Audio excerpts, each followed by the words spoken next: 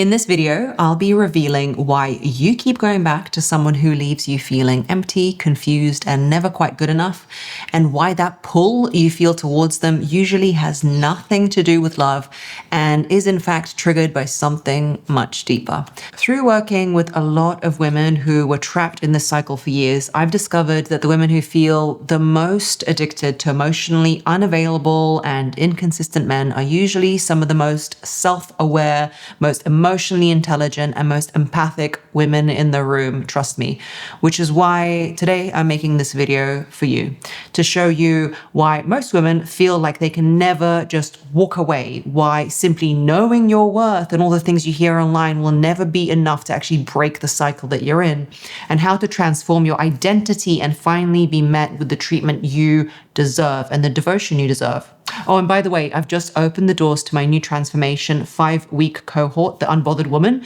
If you want my help on achieving this transformation and becoming the woman you've always dreamed to be, who never questions her worth and just feels good about herself, then you will find the links in the video below, and I'll tell you more about it later. Anyway, let's get into this video. Why does it feel like love when it actually isn't, and when it hurts so much and it's not actually a pleasant feeling in the end? Because a lot of the time, what you're feeling isn't love, it's a cycle that you're trapped into, the hot and cold cycle. Closeness, then distance, it's connection, and then it's silence from him. It's effort, a lot of effort, love bombing, and then it's nothing. And from the outside, it's obvious.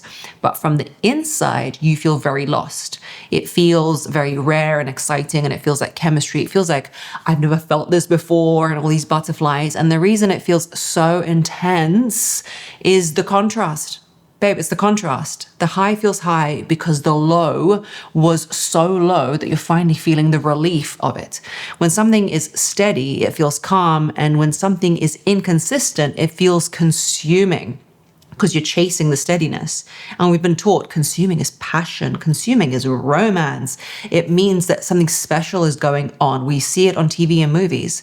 But intensity is not a love language. A lot of the time it's just instability in the relationship. And here's the real mechanism that is at play when this is happening. When he pulls away, your nervous system goes on alert. Something is wrong. You start scanning for signals. You start reading the meaning into everything in past text messages. You start trying to get back the version of him you felt safe with. You're trying to cling on for something he was.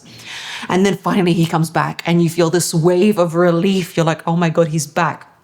And you're on your best behavior and you call the relief love, not the actual relationship. And the relief is your body finally exhaling. It's not proof of a soulmate, or it's not proof of anything. It's just proof of you holding your breath and finally getting relief. That's why it's addictive. It's not because it's extraordinary and amazing. It's because you're going through a stress cycle, my darling. And I want to add a small detail that a lot of women miss. Your brain doesn't only get dopamine when something good happens, like we're always taught. It actually gets dopamine in anticipation of something good happening. So the addiction isn't only when he texts you, it's the waiting, it's the hoping, it's the maybe he'll change. It's the mental rehearsal of how good it was and how good you can have it.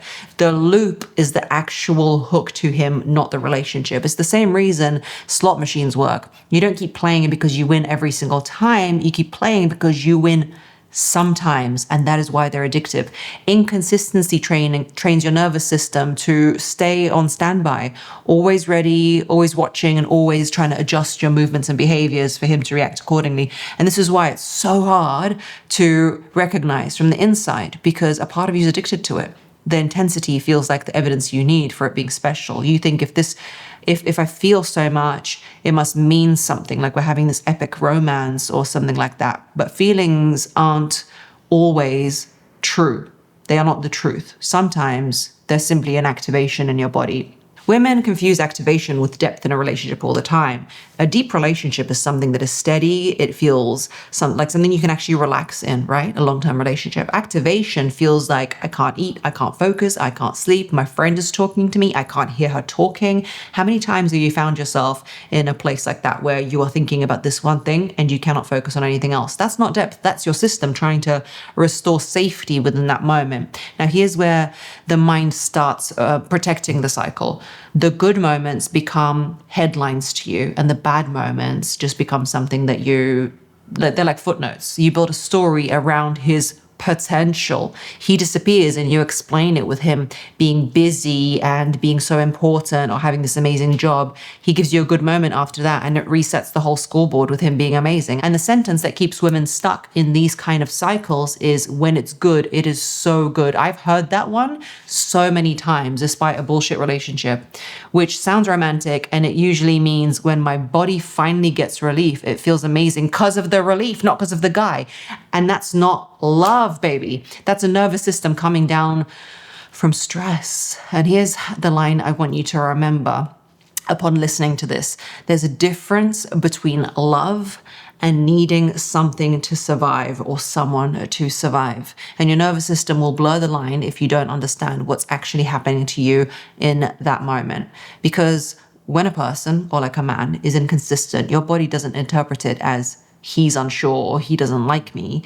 Your body actually interprets it as I'm not safe, so I need to seek the safety that he's not giving me. Now, I want to separate two things that get confused all the time because I think it will help.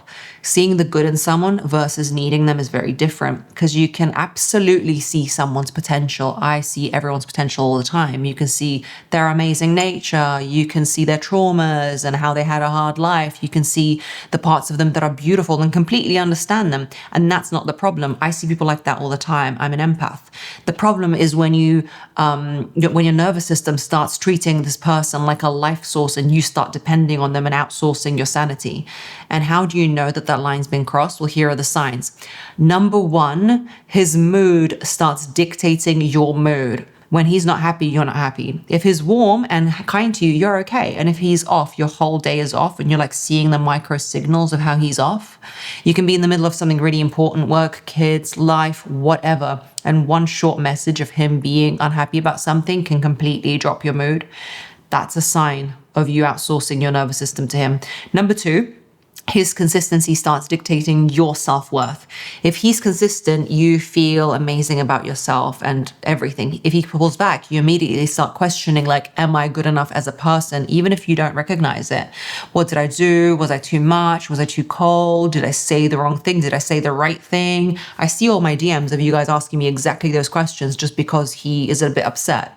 It's like your confidence is controlled by a remote control that he's holding. Number three is his attention starts to dictate whether you feel okay about yourself and your body. As in, you can't fully relax unless you know where you stand with him and if he wants to be with you and how much he wants to be with you. And that's not romance. That's actually a sign of codependency even.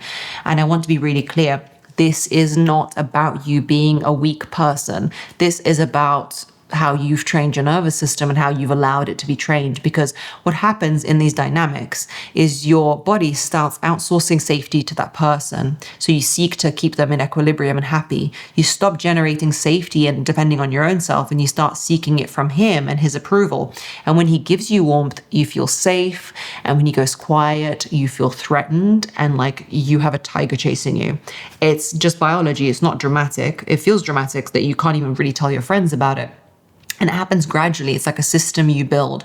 No one wakes up one day and thinks, I'd love, to build my emotional stability around Jacob over there. That would be really great. No one thinks that. It builds in tiny little moments where you reinforce it, like a period of closeness, then distance, then relief when he returns, and then round and round in circles again, and this anxiety loop, then a hit of reassurance from him. Oh, that feels good. Now I can feel okay about myself. Now I feel attractive and pretty again, over and over again. And your nervous system learns that relief comes from him, not from you. So your body starts tracking him like a survival cue, like you're out in the jungle and he is the source of water. That's why when he goes quiet, you don't just feel sad, like normally sad. You feel like you are dying. That stomach drop and the anxiety is like a survival thing, that hidden heat in your chest that just comes up. It's a body thing if you really think about it, that urge to check your phone like it's a compulsion. That weird restlessness where you can't settle or even focus on someone else talking. It's the clearest sign that it's moved beyond a relationship of like him, don't like him, and into your nervous system integration. It's a part of you and it's dangerous, frankly. And this is where women start saying things like, I swear I can feel something is off. Everything becomes about feelings and their body because the relationship is controlling that. And sometimes, yes, something can be off, but often what's off is not something, it's your body's living in uncertainty. And uncertainty keeps your system in this overdrive, because if you don't know where you stand, your system doesn't know when it can rest and when it can recuperate. You're always on alert and vigilance. So I want you to understand that you don't just miss him. You miss the regulation that you can feel by yourself. You will start chasing the version of yourself that felt calm in the past. And the only way you know how to access that version of her who's calm and happy is his reassurance.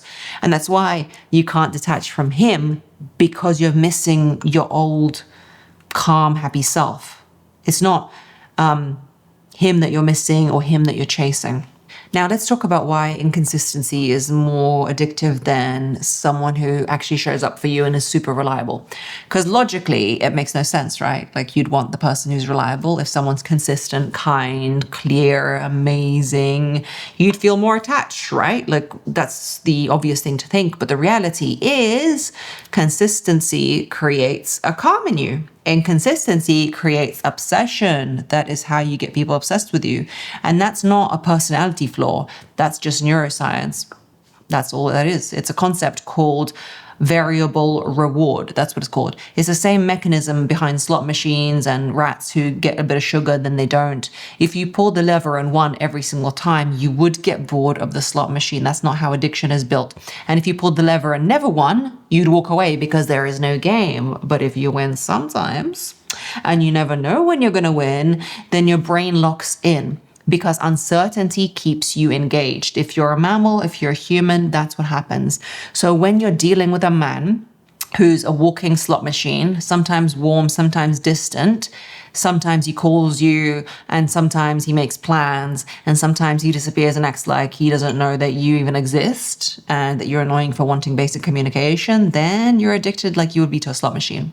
Sometimes he's obsessed, sometimes he's cold. It is actually genius. He's not doing this on purpose, but it's genius. That inconsistency actually trains you to stay on high alert and zoned in on him.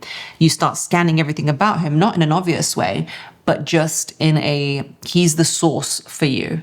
In almost subtle ways. You read his tone, you become like this walking encyclopedia on his moods, his responses, his reactions.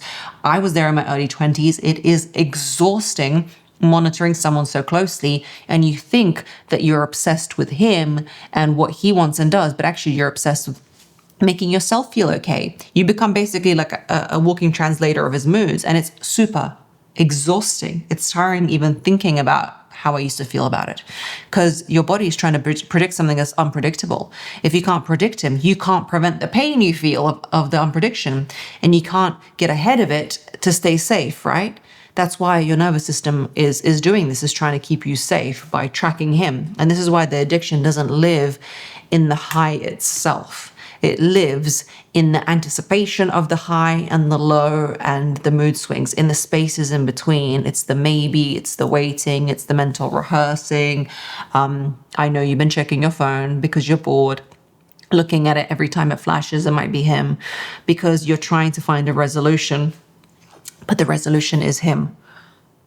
The resolution is not him, and your brain hates unfinished business, unfinished neurological connections. So you keep reaching for the one thing that seems like it closes the loop of your anxiety.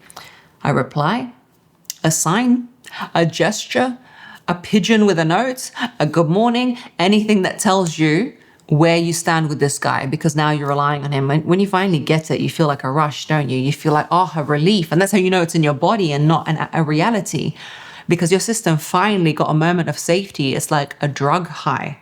Then the cycle repeats again and over again until it becomes normal. But you wonder why you can't have someone normal and safe, because you don't get that cycle and that reinforcement. You're just living with this constant background noise of checking someone's feelings and moods and always adjusting and always calibrating and trying to say the right thing in order to provoke the right reaction. But the reality is you can't, because this is just how this person conducts themselves, and so the loop will repeat. And that's why women end up feeling tired in a in a way that sleep doesn't even fix. You're like physiologically, psychologically tired. It's a nervous system tiredness, and it's a burnout.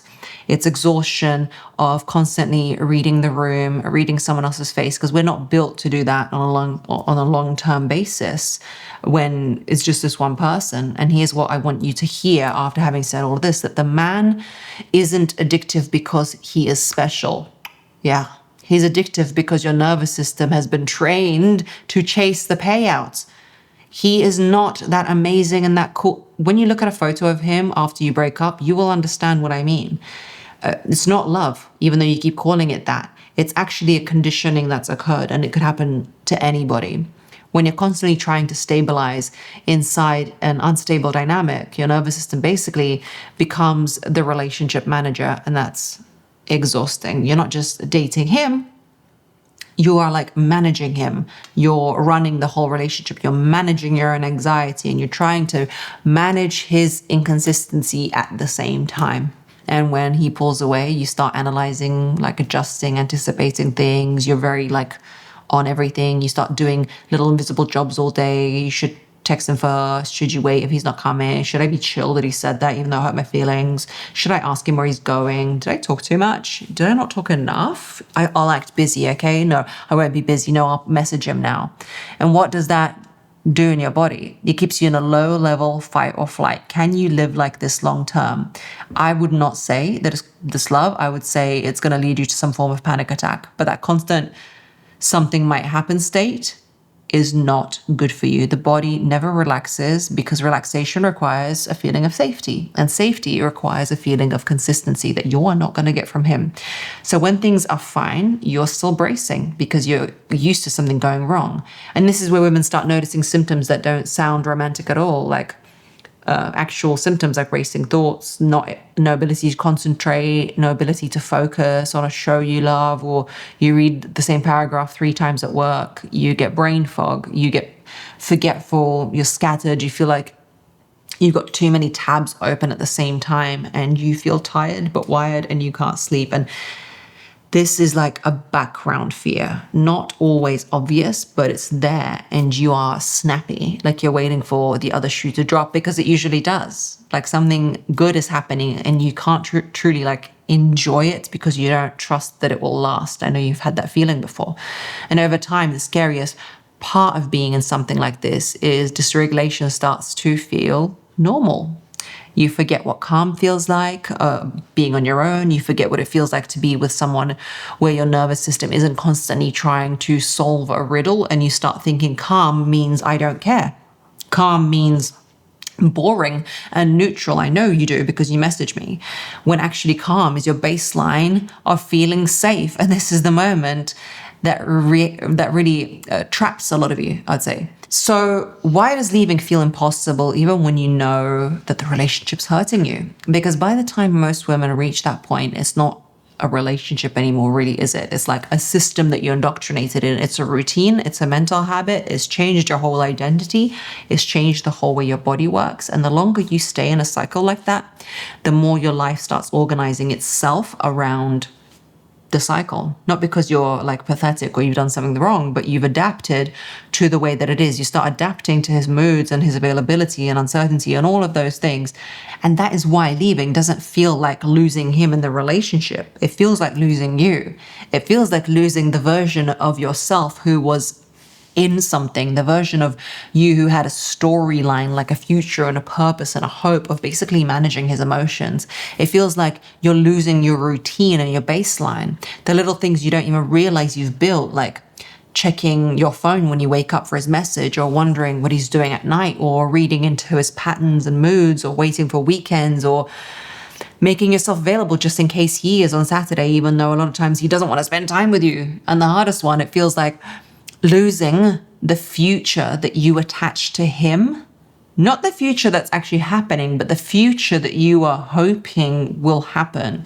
The future where you finally see that he can choose you properly. That was what you were banking on, right? The version where he becomes consistent, and the version where his good side comes out, because that's why you kept doing it. So when people say just leave, they're missing the point. You can't just leave, because what you're grieving isn't the man. You're grieving the fantasy you built that allowed you to survive the reality that you're living in. Now, here's the other layer. Your nervous system will resist leaving, not because it wants you to be in pain, but because it wants what's familiar and what you've trained it to understand. This is the part that people find it hard to admit. Familiar can feel safe even though it's not. Your system knows this cycle. It knows the rhythms and the routines, the anxiety and the waiting, and then the relief. It's exactly a pattern, and then a reset, and then it begins again. It's a terrible rhythm, but it's a predictable one that you know. So in the unpredictability of the relationship, you still get the predictability of the cycle. So when you think about leaving, your body doesn't interpret it as freedom from the cycle. Your body interprets it as basically the unknown. How are you going to regulate if you can't do it through him?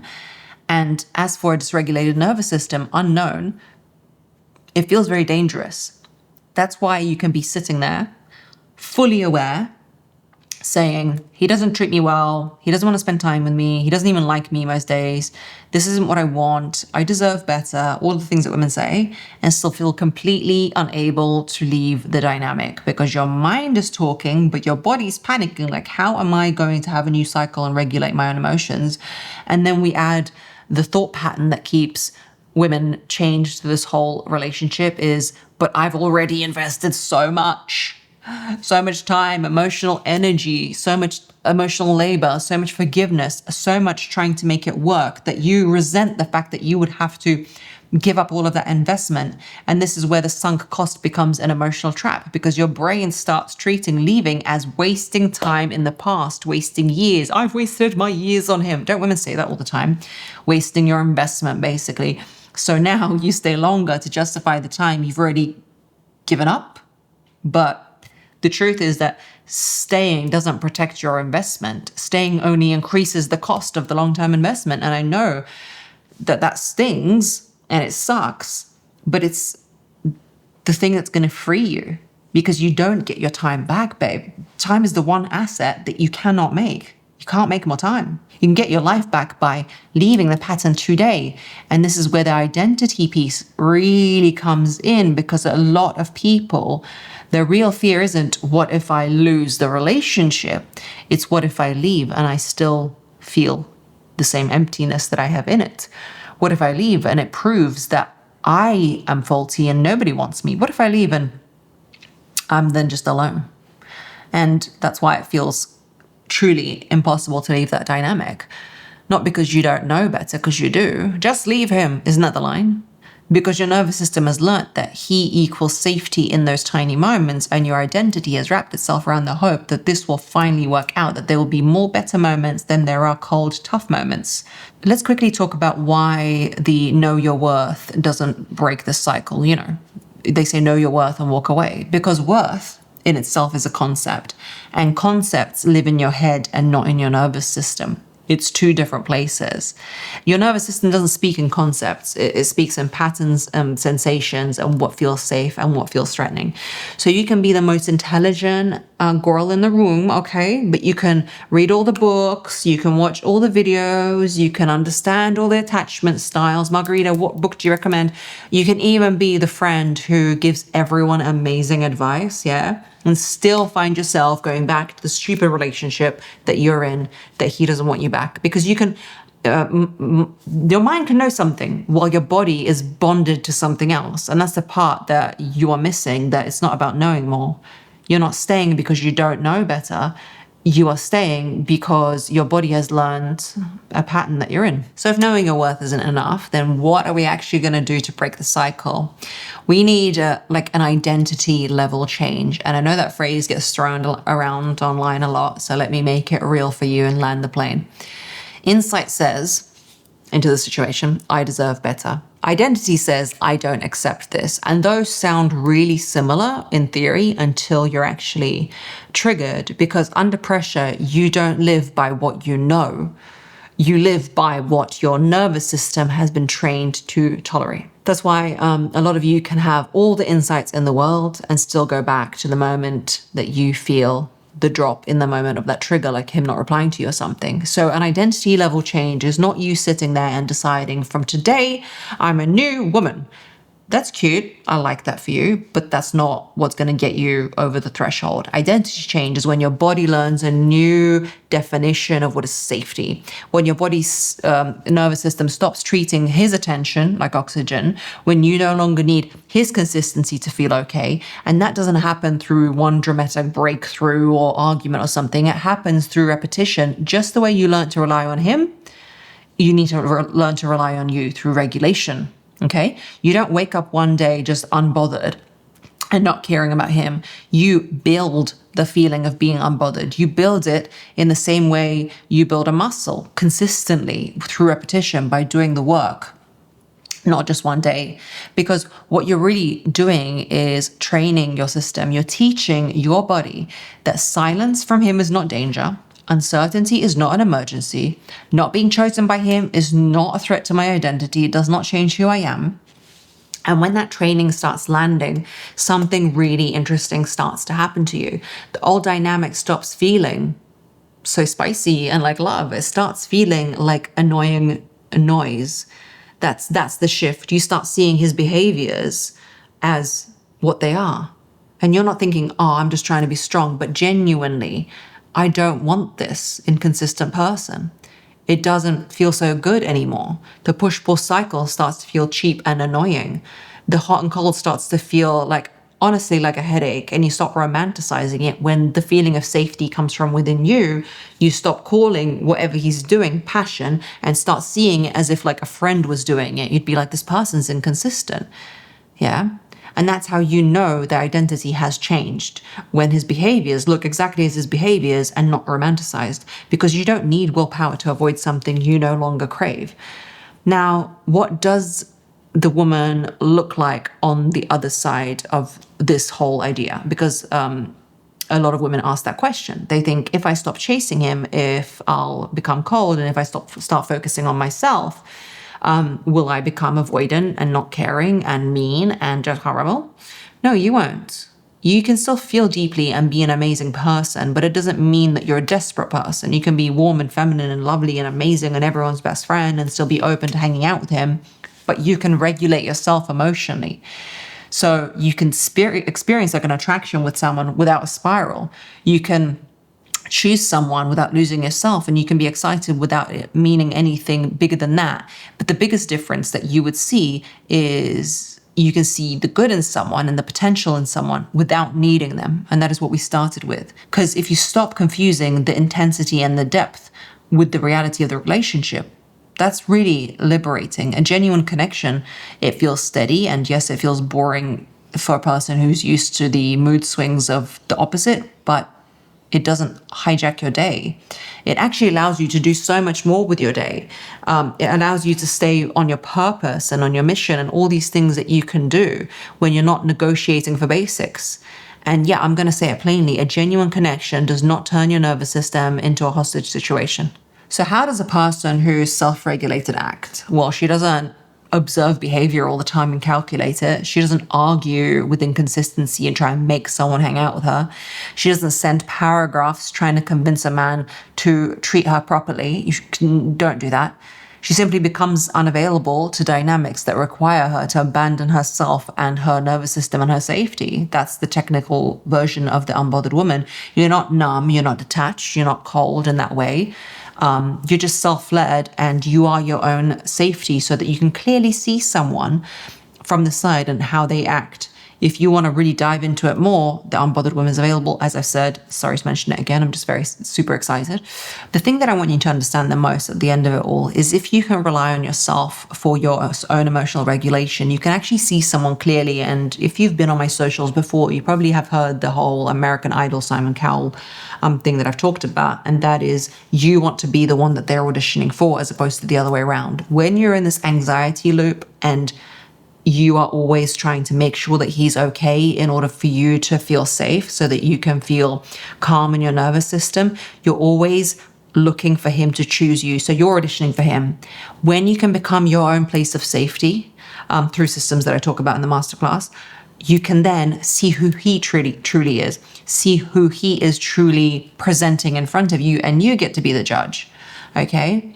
Now, the biggest shift isn't even your relationship with men when it comes to this. It's the relationship with yourself.